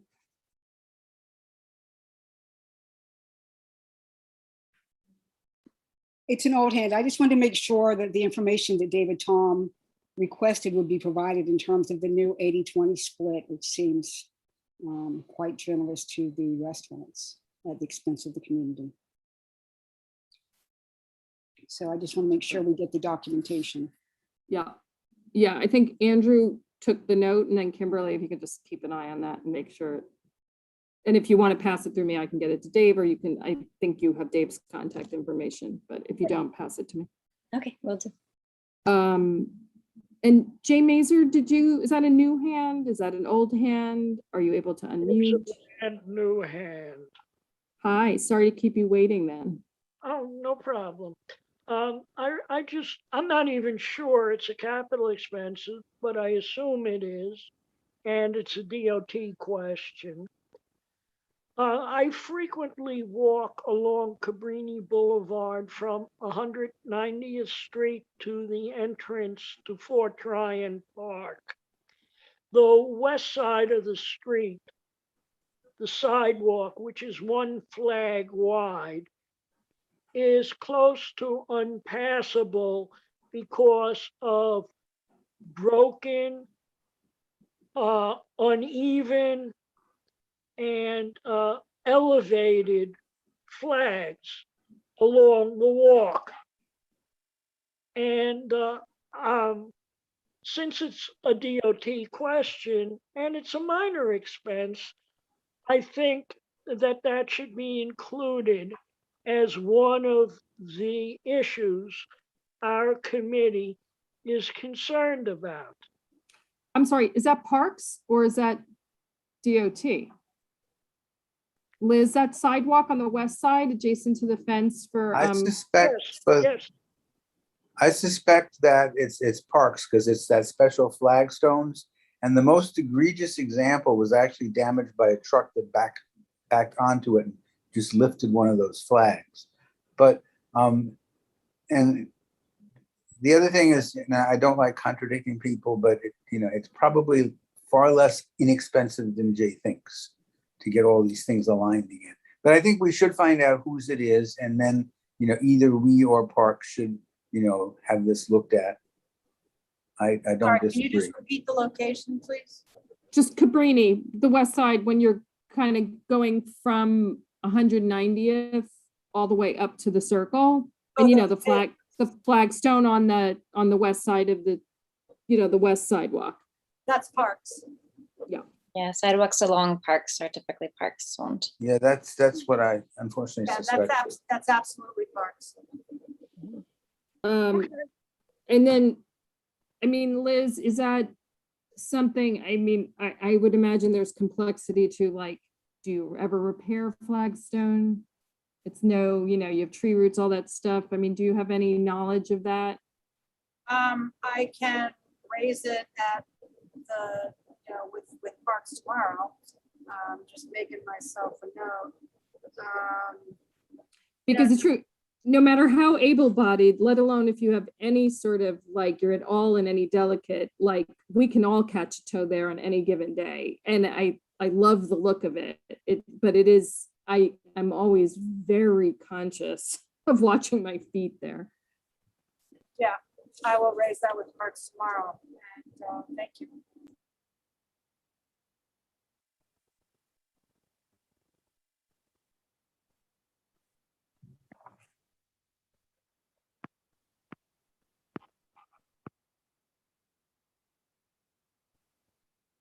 Okay.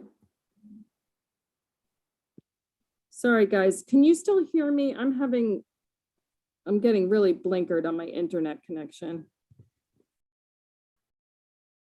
We can hear you, David. Okay, all right.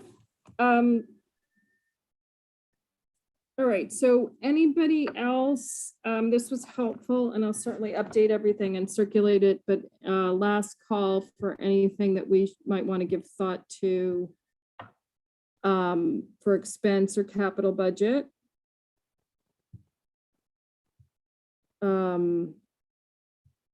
If obviously anybody gets any brainwaves, just let me know. As I said, we probably don't have that long till our next meeting. I think I've covered sort of a lot of updates and such like that, so I don't have more old business that I want to cover. Oh, wait, Kimberly, do I still have you? One more thing. So the one small thing that I didn't mention was at long last, the city bike station that was taking up basically the whole block on 169th between Fort Washington and Haven was moved to 168th to what was like a no standing zone. So it didn't replace any parking spots, and we got it out of the roadbed at 169th. Kimberly, when the station initially moved off the block, there were still some signage left that said like no standing on 169th. Do you know if that's come down and that has finally returned to being good old parking spots on 169th? I don't, but I'll check with the borough engineer tomorrow. Thanks. I just haven't, like, I don't have somebody with eyes on that. And I know I can go back to the Facebook page and see if I can find the person who did have eyes on it, but I figured it would be faster to just ask. Yeah, no, I can just ask tomorrow. Okay, and then is there any scope ever to have an update, do you know, about just sort of how utilization is going in CB12 with City Bike now that it's built out in the district? Great question. I know we had talked about that in the spring. I will check in with Jennifer tomorrow on that one as well. Okay. It's hard to tell. I think the rebalancing is going slightly better, but that's a very anecdotal comment. So yeah, if there's any, this is, as you know. I see some more bikes in the racks that I walk by. Sometimes they're full, so it's much better than it used to be. Yeah. Yeah. Progress is good. Yeah, because it's hard. I mean, A, the raw utilization data is a little hard to look at, and B, without knowing whether it was empty for a long time or not empty for a long time, you really don't know how to interpret, if you do duke out the numbers. Does anybody have anything else, new business, old business, or otherwise?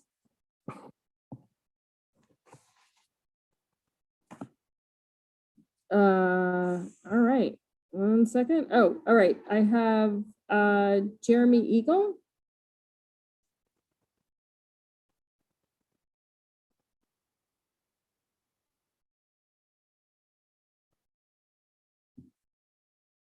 Jeremy, can you just actually unmute yourself?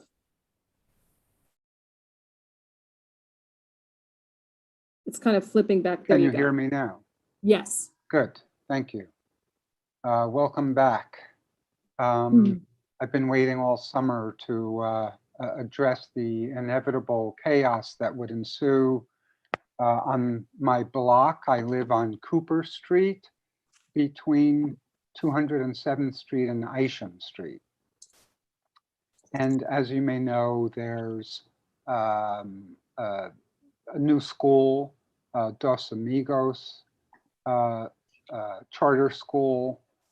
And this year they've increased the student population by many folds over. And while another school that was sharing that space moved to some other location or moved on somewhere after the end of the school season last year,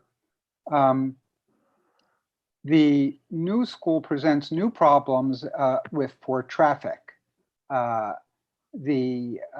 Your committee allowed for the school to obtain 5 parking spaces, and then there's also the approximately 30 feet around the fire hydrant, a cutout for buses to drop off and pick up students. That was never used for that purpose. And it continues not to be used for that purpose. There are far fewer buses now because of the different schools that are occupying the building.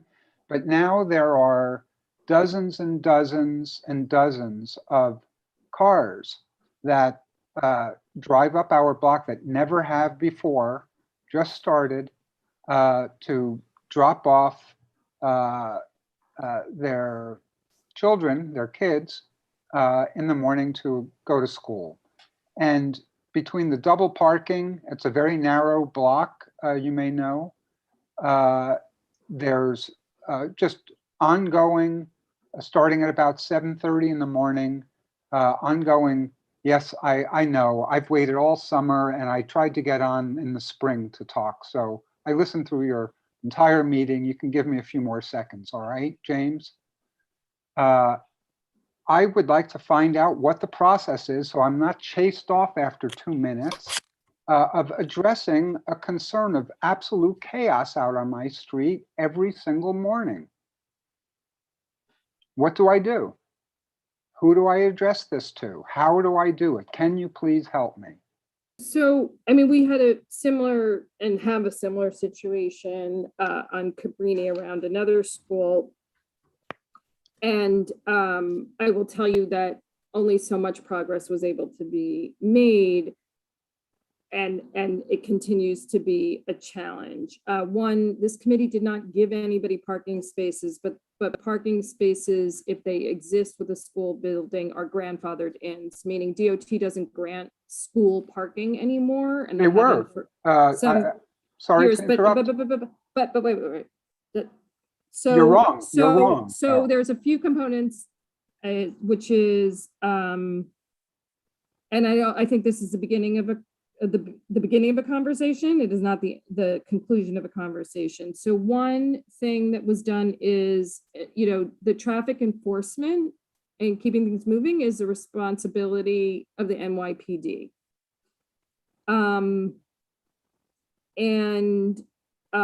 So DOT can't do anything about traffic enforcement. I do have a question actually, and for Kimberly, and Kimberly, you may not be able to answer this now, but this has come up. This is now the second time it's come up, is that some schools do have these bus drop-off zones. And this is the second time I've heard of a school saying, but we don't use the bus drop-off zones. And so what does one do when there's that much frontage reserved for buses and there is actually not any yellow school bus drop-off? Like, is there any sort of returning that to the house kind of option? Well, just to clarify, when you're talking about the 5 spaces, is that authorized parking for teachers, or is that no standing intended to be for buses? Are you asking me? Yeah. Yes. One of the schools applied for the space for a bus drop off, for the buses to pull over and drop off students. But as it wasn't used by the bus, the teachers filled it in. So now they park there before the students arrive. There's is a bus that comes that just takes up the middle of the street. No cars can get by anywhere. Of course, you're not supposed to pass a school bus while it's dropping off students, but when the bus isn't there, all the cars that are double parked around teachers who have taken up that cutout space that had been reserved for the buses, which could maybe be used to have, if somebody were monitoring the traffic, have cars pull over and drop off their students. It would be a lot safer. There'd be a lot less car honking, a lot less chaos out on that street for an hour every morning. So the teachers have taken over what was officially reserved for buses, and that's the way it remains. So the school drop-off areas are assigned no standing school days typically. And so that does, even if it's not being used for buses, as you say, that does allow space for drop-off and pickup of students. And as far as I know, it does not allow for teachers with placards to park there. So the challenge is that we've put the correct regulation there to allow the activity that should happen in that space. And if it's not being enforced, or if the school is, kind of allowing their teachers to park there, then it's difficult for DOT to remedy that situation because we don't have the enforcement capabilities. So, we can reach out to the school potentially, but it's a little tricky because what we would normally do to address the issue is what's already in place. We don't have another, no standing is intended to be a fairly strict regulation of drop off and pickup, either for buses or for vehicles. Well, if somebody could help me to approach the school very civilly because I've tried to communicate with them and they don't seem to want to communicate with me. Go ahead. So because I know you have time, I can drop my email in the chat, and this is something that's fine as far as I'm concerned to reach out to our office about, and we can just talk through it a little bit more. Okay, thank you. And Mr. Eagle, last thing I will say is, and again, we should continue talking about it at another point, is that one thing that was done at the Cabrini situation was some of the, if there's buildings who's manager or co-op board, or if there's that, or just a manager, if it's a rental building, it's sometimes that's a way to, they could maybe approach, because you know, it's hard on everybody who's living, I would imagine any building that's sort of along there. The management of my building is worthless. Yeah, so, you know, because the onus, it's helpful not to have it on just one person, but if you could just, and also feel free to snap some pictures. I feel like maybe I emailed you last No, spring. you said that you would, but you never did. I can give you my. Well, then it didn't go email through address. because I definitely sent something. So if you want to I'll put my drop email your address in here email right in now. the Q&A, or just email the office, so we can ask, I can ask the district manager maybe to give a call over to the school and see if, you know, they can manage their drop off and pick up a little differently. I just entered my email address. If you would please send me yours or whatever contacts. I just dropped mine in the as a response to one of your questions, I believe. Okay. Okay. Who is that other person? I'm sorry. And then you said the name of the school is Dos Amigos? Yes, Dos Amigos. It might also be called, or it's got another name, School on the Square. Is that it? Oh, their new location. Yeah. Okay. Yeah, that's right. Okay. They were over in the Heights somewhere, Yeah. and now. Yeah, they're middle school. Okay, got it. Okay, very good. And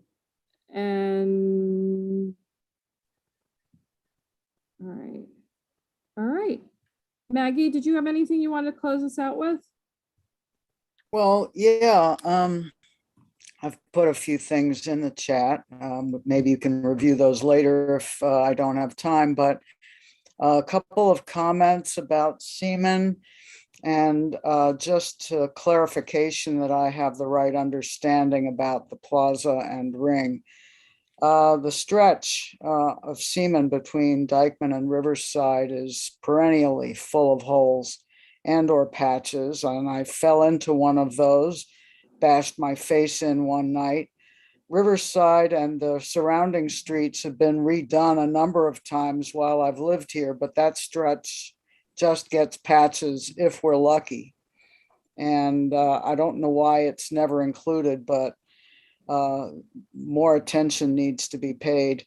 And I wonder about the same stretch. Has DOT looked to see that a fire truck going from the fire station up Riverside and turning right onto a new northbound Seaman, whether it could actually navigate that?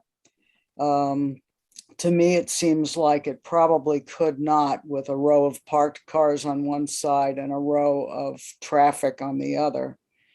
And I think that that needs to be looked at.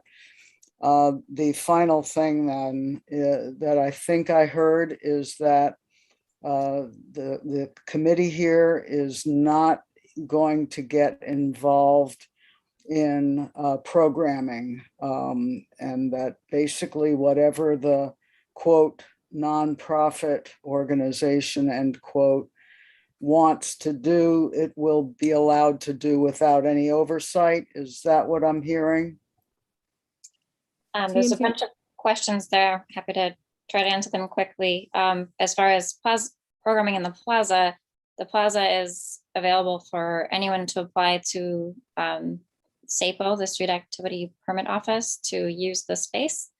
So it's open for public programming. And I don't know a lot about those details, but we can certainly guide you through that. I think that's what Andrew mentioned earlier. So we're happy to meet with anyone and give guidance on how to go through that process. With regard to resurfacing, I don't have an answer on that, but I can certainly look at it. And for the right turn, we typically do all of those analyses when we are making changes to the street, and FDNY often or generally reviews all of our projects that make these kinds of changes. So Irena's not on to answer that specific question, but I will have her double check. But I would point out that they can't, I think for the most part, FDNY is going to be going through the plaza, and if need be, making the right on Seaman from there where there's more room. Like they probably wouldn't be taking Riverside and turning right on the new two-way Seaman Avenue, because to Maggie's point, you wouldn't be able to make the turn, I don't think. But yeah, if you could just sort of confirm, you know, that The thinking, whether it's that's that whatever it is, it's all signed off on. Yeah, they might have reviewed it and said they'll use Dykeman, so yes. Yeah, and then the resurfacing is a good point. It's not just that block, but just going north of that intersection of Dykeman and Seaman, going north at least a block, if not a little more, is always a hot mess. And I'm not sure why, yeah, to Maggie's point, why does that never get smoother? Okay. I don't think I quite understood the answer to one of those, and that is about, yes, there may be a permit system through DOT for the plaza, but it does not coordinate with what goes on in the Ring Garden. And I don't know how that gets solved. Yeah, the permitting is not through DOT, it's through the Street Activity Permit Office, which is not part of DOT. Okay, well, but I think, still you know, don't part see of, how.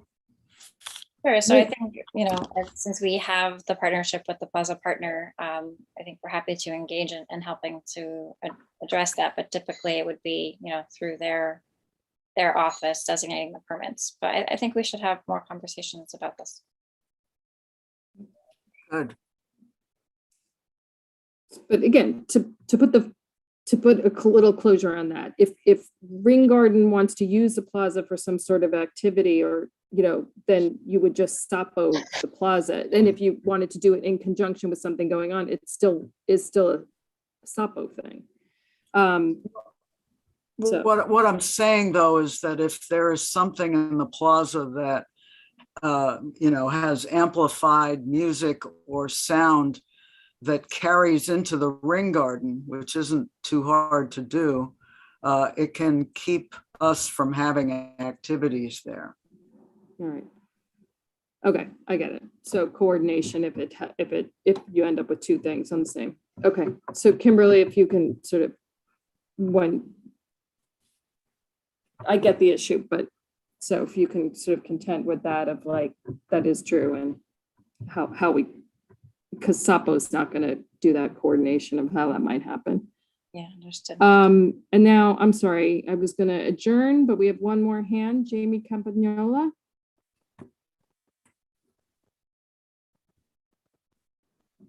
Hello, my name is Chris Campagnola. I live at 800 Riverside Drive, and it's on Riverside Drive between 157th and 158th Street.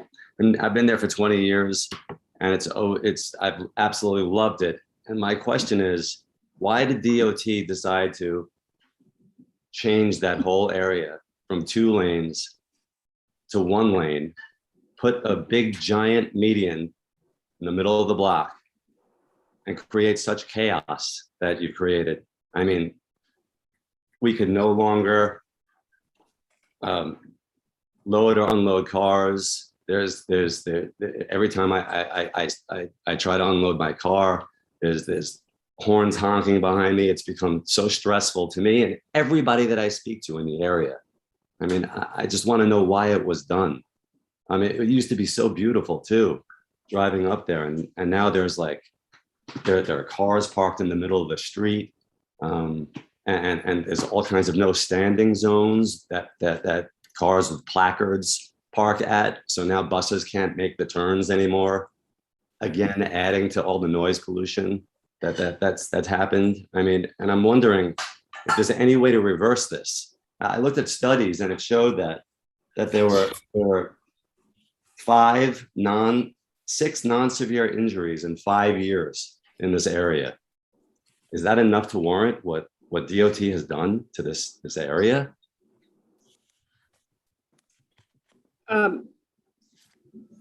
So,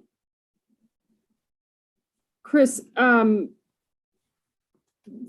changes that were made in that area were the process of maybe 2 years of studies and presentations and in response to significant safety issues and speeding off the highway, et cetera. And so what I'm going to suggest is that, and then and any number of meetings.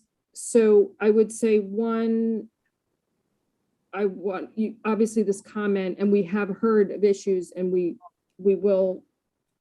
do want to capture those issues, because just because you implement something that came from a lot of studying doesn't mean that things don't need to be tweaked or things don't come up, and we need to deal with that. And we've heard the issue of bus turns, and we've heard the issue of backups and loading, and we expanded some loading zone in front of one of the buildings to make sure to alleviate the problem. So I do want to capture that, but it would also probably make sense, again, because it was kind of 2 years of presentations and then finally implemented. Why didn't I ever know about this? No, like no one I knew really knew about this. I mean, it came as a surprise to most people. So, right, so maybe we can just sort of point you to that series. If you want to just drop your email, I can send you links with the various public presentations, and then it gives you more context, and then we can also just capture what you're seeing. And in fact, I was just asking about one of these things because we had heard some issues early on when it was implemented, and then it's been quiet for a while. So I was just kind of wondering what was happening. So I don't want to lose it, but we're not going to sort of rehash the sort of thinking behind a project that it really took a lot of years to get it like going. And it seems like it would have been so much simpler if they just put a few maybe speed bumps and a stop sign, and the crosswalks there are great.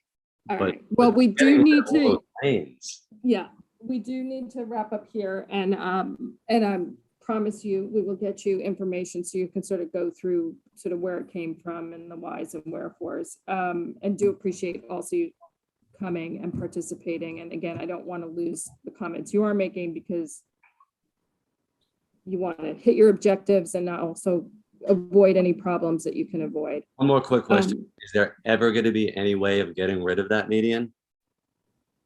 Will it ever go away? Is it possible? DOT, do you want to answer that? I mean, I don't think so. I would say that anything is possible. Over time, things change, but at this point, we don't have any plans or intention of doing that. Is there anything I could do, or what could the community do to try to get a movement to get that median away? Is there anything? I mean, I think as Debbie mentioned, it came out of a community process, and I can certainly share more details and give examples or explain why it needs to go down to one lane to add the crosswalks. So there's a lot of background information, but The crosswalks are great. I love the Okay, we're not actually, I need to put the back and forth. We can't do back and forth in this context, but if you do want to provide your email, we can make connections. And all that. Thank you. I did put it in the chat. Okay. Oops, sorry, I didn't scroll down far enough. With that, do we have a motion to adjourn for the evening?